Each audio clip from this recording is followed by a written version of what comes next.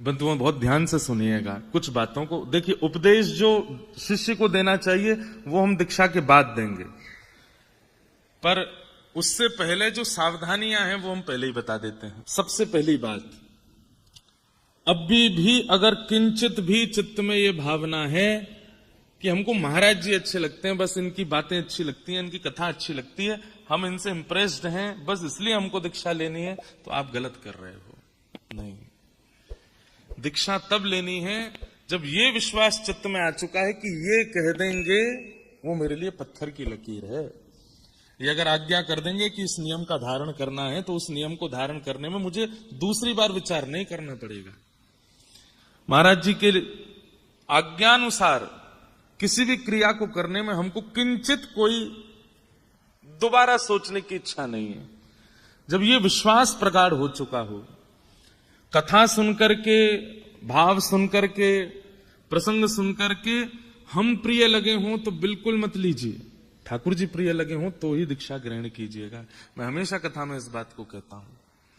आचार्य की वाणी सुनकर के आचार्य प्रिय लगना चाहिए, ठीक है, उसके प्रति प्रीत्व का भाव होता है, लेकिन उससे अधिक ठाकुर जी प्रिय लगने चाहिए, तभी आप दीक्षा ग्रहण करने के अधिकारी हो। नहीं तो एक बात स्पष्ट मान लीजिएगा, आज दीक्षा लेने के बाद आप जो भी करेंगे पुण्य उसका फल तो मिलेगा आपको, और जो भी करेंगे पाप उसका फल मिलेगा हमको। कभी अगर हमारे सिर में दर्द हो रहा हो, कभी हमारे कुछ शरीर में दिक्कत हो जाए, तो समझ जाइएगा हमारे किसी गुरु भाई ने कुछ किया है, तभी इनकी अस्वस्थता आ रही है। तो इसलिए बहुत दायित्व वाली, ये कहने वाली बात अब लोग बाग इतने सब जगह से कह रहे हैं, बोले 7 लाख रजिस्ट्रेशन। मैं तो उस समय चक्कर खा के गिर गया। मैंने कि 7 लाख में से 1 लाख ने भी अनुचित किया तो मेरा क्या होगा। तो वो तो एक बात है। अभी भी जितने लोग बाहर खड़े हैं वो थोड़ी देर तो सुन लो भैया, फिर चले जाना। हाँ, दीक्षा के क्रम फिर वो जो यहाँ विराजमान है, क्योंकि अत्यंत गोपनीय रहस्य है, उसको ज्यादा प्रकाशित उद्घाटित नहीं करना है।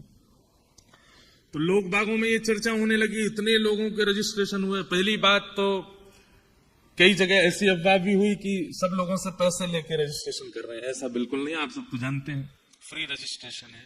रजिस्ट्रेशन करने का कारण इसीलिए था क्योंकि मुझे कहीं ना कहीं अंदेशा था कि संख्या बहुत हो जाएगी, और रजिस्ट्रेशन एक प्रक्रिया है। हम मानवों का स्वभाव है कि हम प्रक्रिया से करने वाली चीजों में थोड़े आलसी हैं।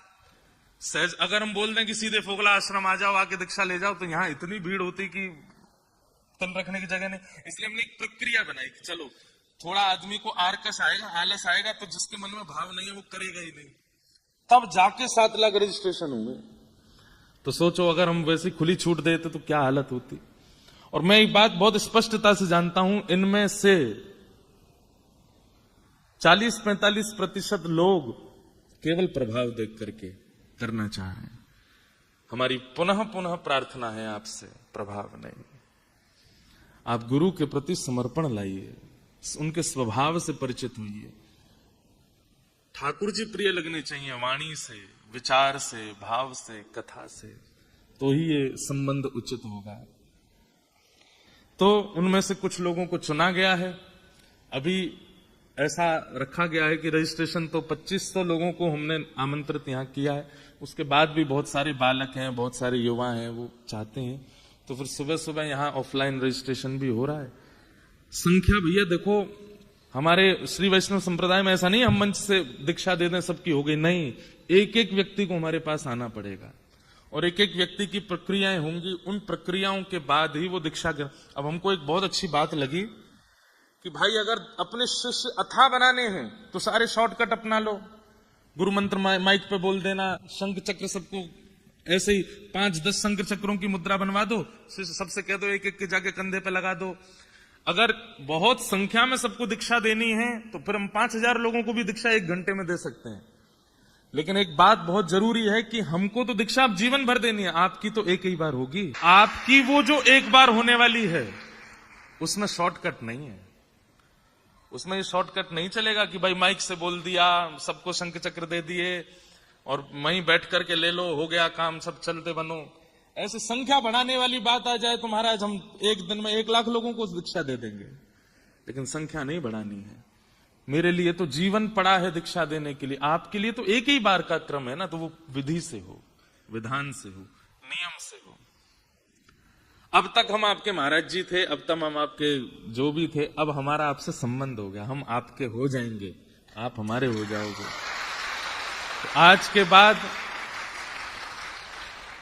आप और हम अलग नहीं है। इसलिए ये पूरी, भाई किसी से विवाह करना हो, ठीक है, आजकल शॉर्टकट चला है कि जो प्रिय लगता है उसके संग रहने लगो, उसके संग आनंद करो, लिविंग रिलेशनशिप में चले जाओ, पर उसको प्रमाणित विवाह तो नहीं माना जाता। प्रमाणित विवाह तो माता पिता की आज्ञा होगी, होम यज्ञ होगा, ब्राह्मणों के सन्मुख होगा, उसमें फेरे होंगे, देवताओं का आह्वान होगा, अग्नि सब संस्कार आदि सब होते हैं, पाणी ग्रहण संस्कार, तभी विवाह संपन्न माना, तभी वो पति पत्नी कहलाते हैं एक दूसरे के।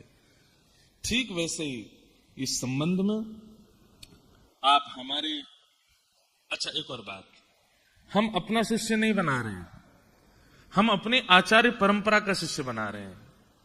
हमारे मुख्य आचार्य कौन है? श्री रामानुजाचार्य जी महाराज, उनकी परंपरा में आपको दीक्षा दे रहे हैं। तो आपके मुख्य गुरु कौन है? रामानुजाचार्य जी। हम माध्यम बन रहे हैं, इसलिए रामानुजाचार्य जी प्रत्यक्ष रूप में नहीं है, इसलिए जिन्होंने हमें शंख चक्र प्रदान किए, तिलक प्रदान किया, वही हमारे लिए रामानुजाचार्य हैं, हम उनको प्रणाम कर रहे हैं। उस भाव से आप हमको देख सकते हैं। तो ये पूरा शिष्य परंपरा क्रम चलेगा। बंधुओं, कुछ विशेष जानकारी में लिख के लाया कि आप सबको पता होनी चाहिए। बाकी विशेष रामानुज परंपरा पर जो प्रवचन है, हमने आज तक अपने मंचों से सब परंपराओं की चर्चाएं की हैं, सबसे कम चर्चा अपनी परंपरा की है। अब ये परंपरा की चर्चा केवल आप लोगों से होगी और किसी से नहीं होगी। अभी यहां पर हम केवल सूक्ष्म उपदेश दे रहे हैं, बाकी मूल परंपरा का आधार क्या है वो हम आपको गुप्त रूप से बताते रहा करेंगे। उसको जितना हो सके गोपनीय रखिएगा। मीराबाई कृष्ण की प्रिय थी, मीराबाई कृष्ण की दासी थी, मीराबाई कृष्ण की प्रियतमा बनना चाहती थी, पर उनकी जिह्वा पर नित्य नाम राम का रहता था। मीराबाई का गुरु मंत्र राम था, राम राम राम राम। मीराबाई राम राम जपती थी और ठाकुर जी को भजती थी। तो इसलिए ये गोपनीयता है। तो जो परंपरा के उपदेश होंगे वो बड़े अत्यंत गोपनीय हैं, वो आपको चित्त में धारण करके रखने हैं, सबसे शेयर नहीं करने हैं। दुनिया भर के अपने क्रमों की रील बनाइए, फोटो खींचिए, सब कीजिए, लेकिन इस गुरु परंपरा में आप कुछ मत कीजिएगा। इसको जितना हो सके गोपनीय रखिएगा, सबसे इसको शेयर मत कीजिएगा। हमारे हिंदू वैदिक परंपरा में, सनातन परंपरा में 4 परंपराएं हैं जिनसे दीक्षा लेने के लिए आज्ञा की गई है। कौन कौन सी? श्री, ब्रह्म, रुद्र और सनकादि। कितनी है? श्री, ब्रह्म, रुद्र और सनकादि। ये 4 परंपरा हैं। इन्हीं 4 परंपराओं में ही दीक्षा होती है। हमारी जो परंपरा है उसका नाम है श्री परंपरा। आज के बाद जब आप दीक्षा ग्रहण कर लेंगे तो आप श्री वैष्णव कहलाएंगे। कौन कहलाएंगे? श्री वैष्णव। कभी कोई पूछे कि आप किस परंपरा से हैं, तो पहली बात तो आपका स्वरूप बता देना चाहिए कि आप किस परंपरा से हैं। फिर भी सामने वाला नहीं जानता, पूछे कि आपकी परंपरा क्या है, तो उनको कहना हमारी श्री परंपरा है। और श्री को कई लोग नहीं जानते। दक्षिण भारत में श्री परंपरा से आप सब समझ जाते हैं कि ये श्री परंपरा के हैं, परंतु अगर उत्तर भारत में कोई श्री परंपरा, तो कहना है श्री रामानुज संप्रदाय। कौन सा संप्रदाय?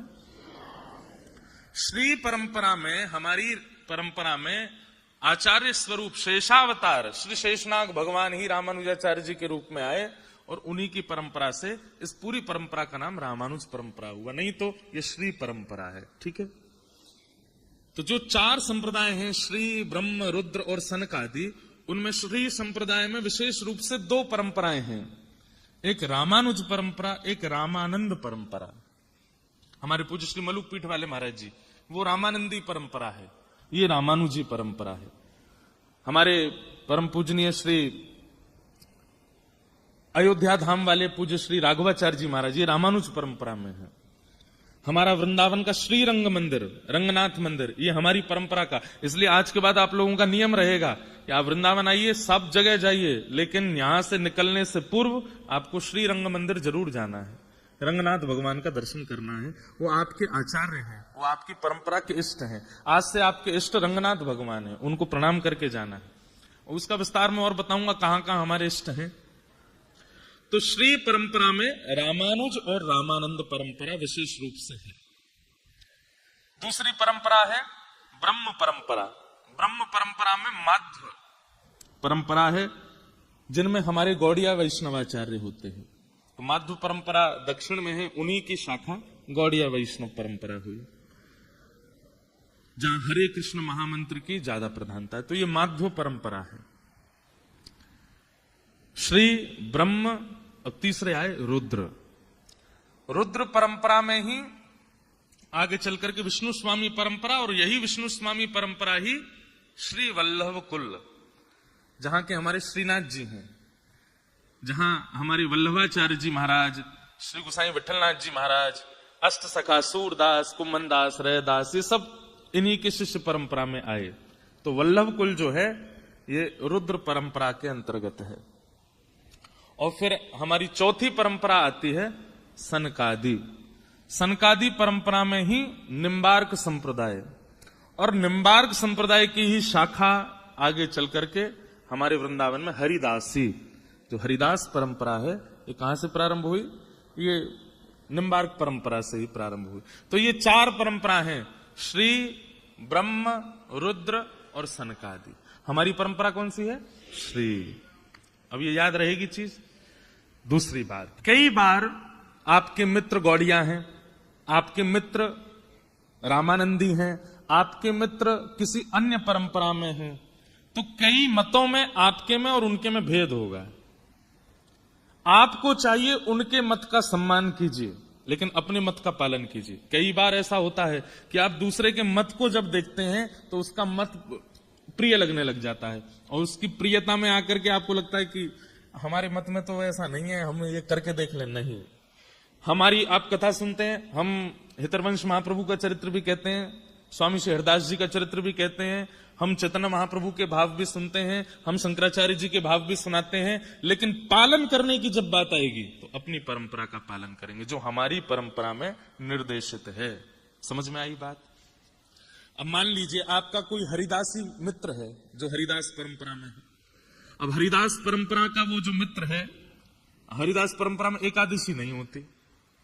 अब वो तो खा रहे हैं आपके सामने रोटी, चावल, दाल, सब्जी, और आप व्रत करके बैठे हो। और क्या बताएं, हमारी परंपरा में तो एकादशी करनी पड़ती है भैया, यार हम भी तुम्हारी जैसे होते, खूब चकाचक खाते।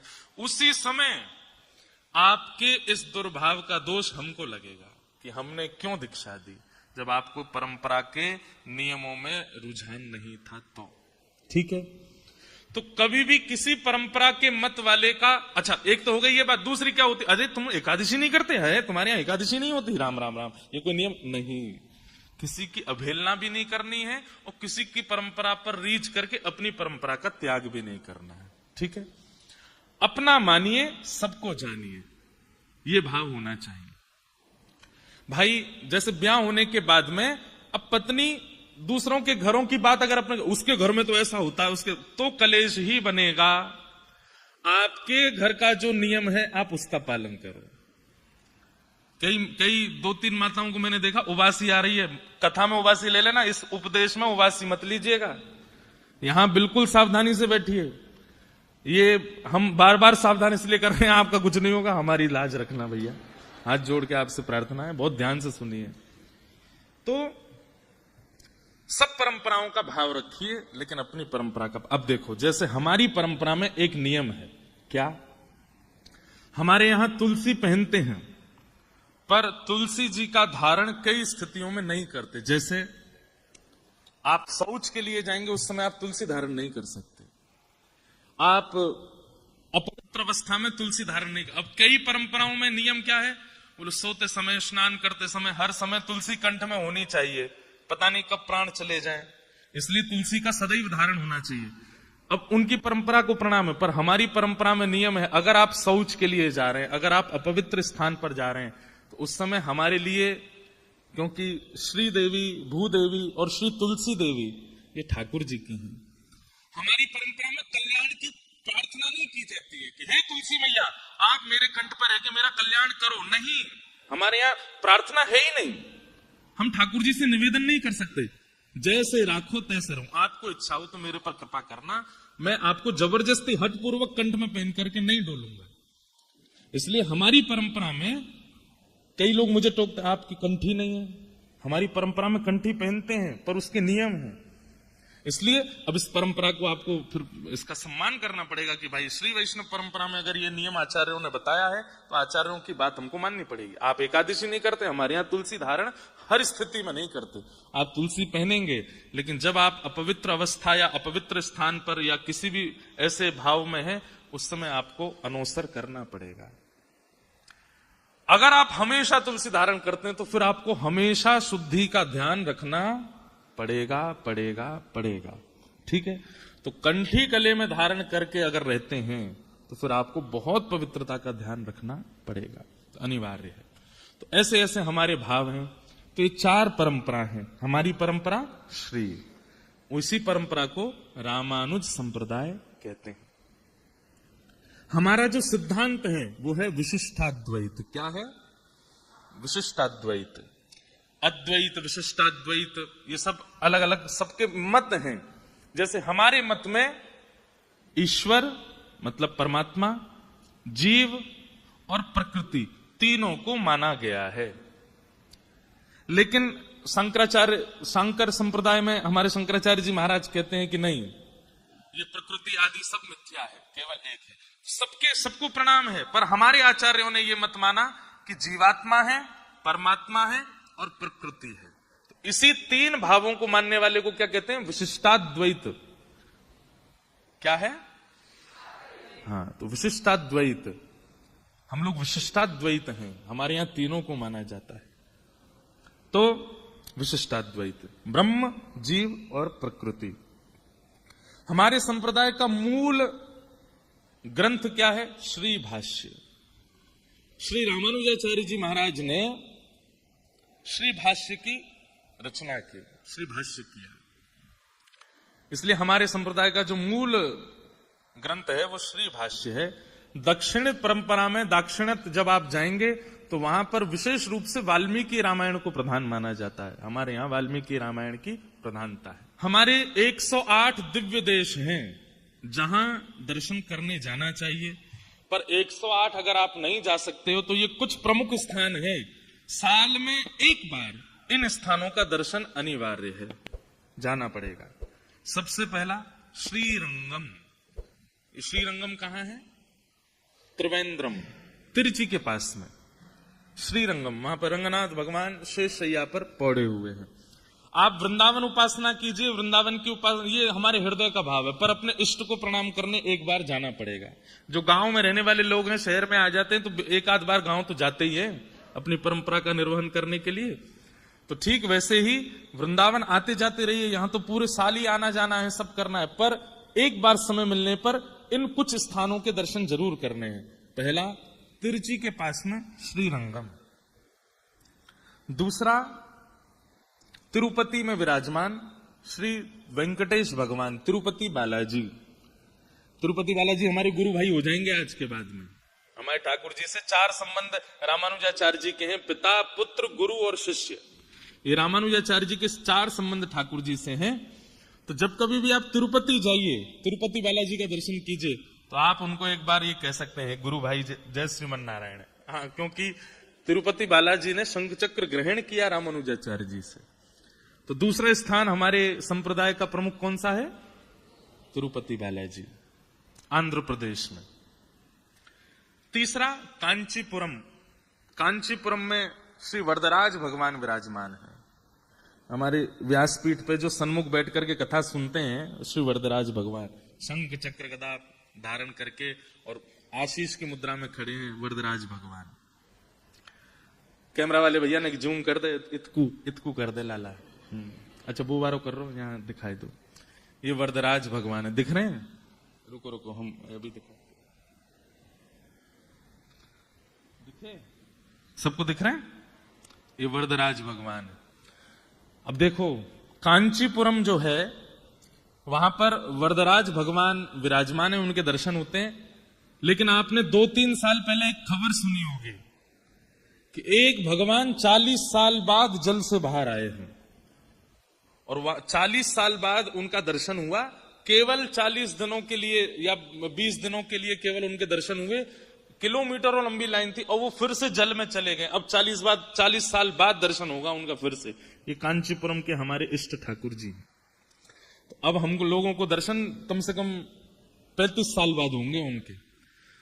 तो अभी वहां वरदराज भगवान विराजमान है, लेकिन जलाशय में, सरोवर में विराजमान ठाकुर जी, वो 40 साल के अंदर ही उनका दर्शन होता है।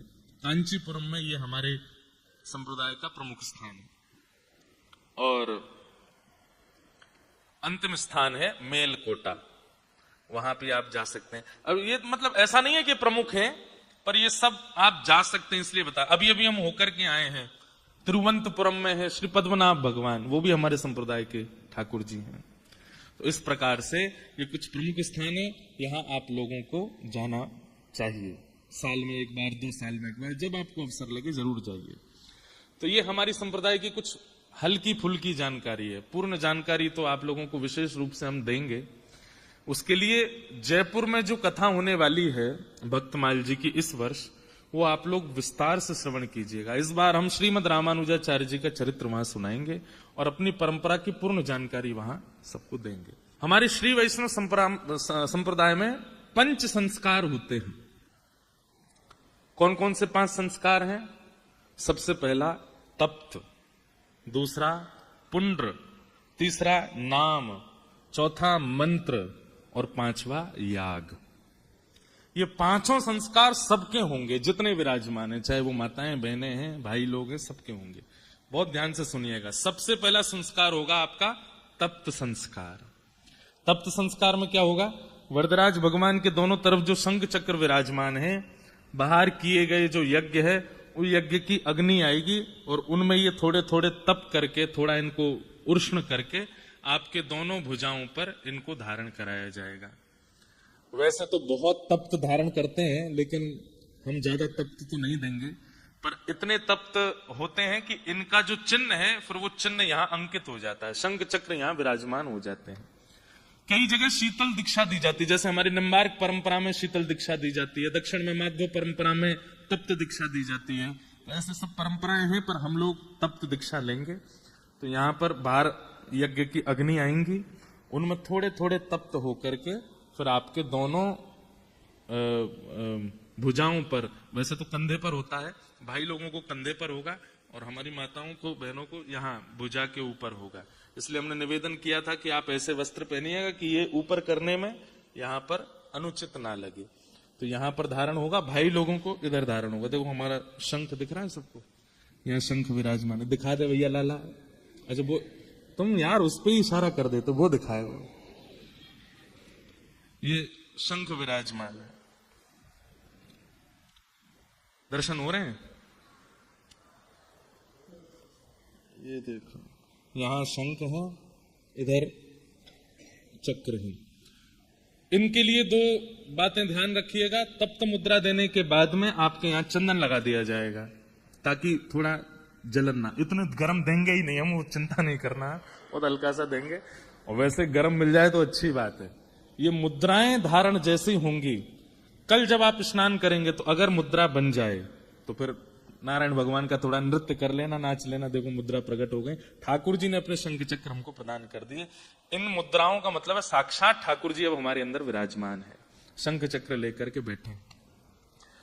अगर मुद्रा धारण हो जाती है तो इस पर साबुन नहीं लगाना कम से कम 3-4 दिन तक, और जोर से इसको रगड़ना नहीं। जल पड़े पर उसके बाद फिर जल ऐसे बस उसको सुखा लीजिएगा स्नान के बाद में, और फिर चंदन लगा करके, जो आपको चंदन मिलेगा वो इस पर रोज लगा लिया करना। 2-3 दिन तक ये धारण करना। अगर अच्छे से मुद्रा आ गई तो 35 साल तक मुद्राएं जाएंगी नहीं, ये मुद्रा रहेंगी।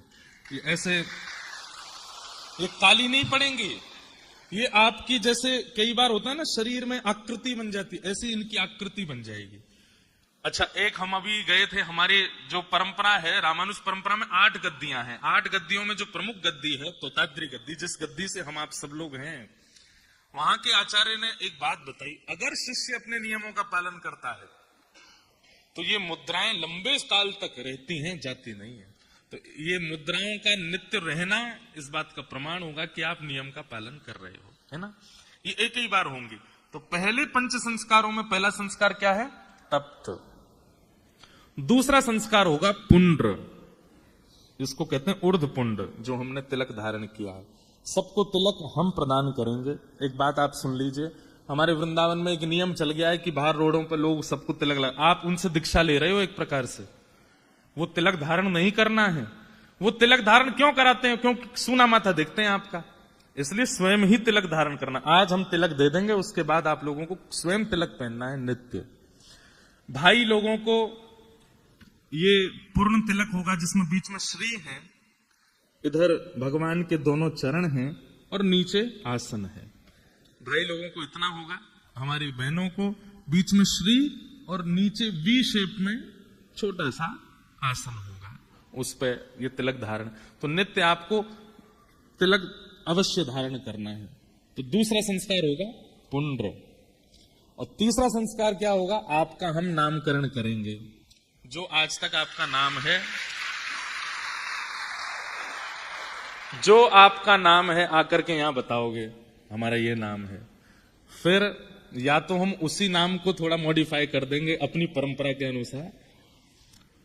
जब कभी भी आप ठाकुर जी के सन्मुख जाओगे तो फिर अपने उसी नाम को बोल करके प्रणाम करना। आपका नाम वही रहेगा जो आपका है, पर गुरु ने जो आपको नाम दिया है, जब जब गुरु जी के सामने आना है या जब जब आचार्य सन्निधि जानी है, जब जब ठाकुर जी के सन्मुख जाना है, अपना वही नाम लेना है जो गुरु जी ने दिया है, जो गुरु आज्ञा से मिला है।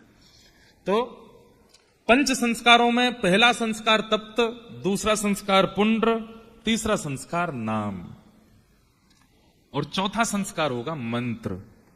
हमारे श्री वैष्णव परंपरा में 3 मंत्र हैं, मूल मंत्र, द्वय मंत्र और आर्ष मंत्र। ये 3 मंत्र आपको प्रदान किए जाएंगे।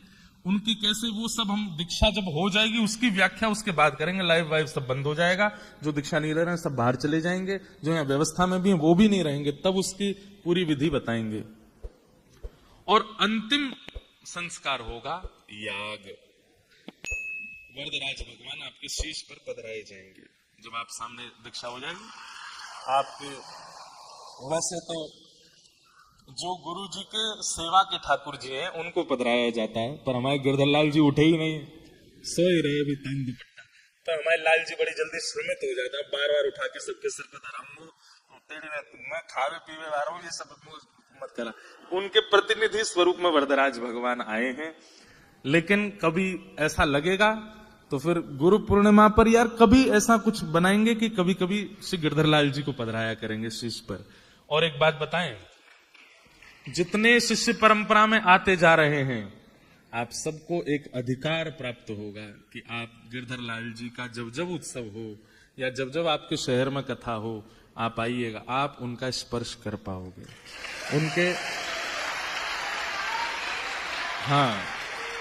उनके चरण स्पर्श का, केवल चरण स्पर्श का अधिकार प्राप्त होगा और हमारे चरण स्पर्श का भी। तो बाकी तो ये बात शास्त्रीय है कि गुरु के अलावा चरण स्पर्श नहीं करने चाहिए। माता पिता के करो, गुरु के करो, बाकी आचार्यों को दंडवत प्रणाम करो दूर से, पर स्पर्श करके प्रणाम का अधिकार तो केवल आचार्य को, गुरु को है। तो गुरु को भी आप प्रणाम कर, आप आकर के अपना नाम बोलेंगे जब भी आपके कहना तो हम तुरंत अपने चरण आकर लो भाई छू लो, तुम तो हमारे शिष्य हो। और दूसरा अधिकार, जब जब लाल जी की उत्सव होंगे हमसे आज्ञा लेकर के, अगर हम आज्ञा देंगे तो आप लाल जी के सेवा कर सकते हो, उनको स्पर्श कर सकते हो, तो ये अधिकार आपको प्राप्त हो जाएगा। तो ये पंच संस्कार हैं, कौन कौन से? तप्त, पुंड्र, नाम, मंत्र और याग। अब एक चीज है इसमें विशेष रूप से, किसी एक अपनी दुर्विचार या दुर्व्यवहार का जैसे ही ठाकुर जी आपके सिर पर पधराए जाएंगे आपको त्याग करना है। यहां गुरु दीक्षा में दक्षिणा तो देते ही हैं लोग, माला तो देते ही हैं, वस्त्र तो देते हैं, लेकिन एक किसी अपने अत्यंत दुर्व्यवहार का, चाहे वो क्रोध हो, चाहे वो काम हो, चाहे वो लोभ हो, हमने 10 वस्तुओं का त्याग किया आज से ही। क्या क्या वो नहीं बताएंगे, मुझे पता है मेरे भाव क्या है, मेरे अंतरंग भाव क्या है। 10 व्यवहारों का आज ही त्याग किया है कि आज के बाद ये 10 व्यवहार नहीं होंगे। तो आप लोगों को भी जैसे ही गुरु दीक्षा हो, ठाकुर जी सिर पर पधराए जाएं, आपको त्याग करना है। उसमें किसी भी प्रकार का एक वस्तु आपको यहां त्याग करके जानी है, जैसे ही ठाकुर जी शीश पर पधराए जाए तब। तो ये पंच संस्कार होंगे। अब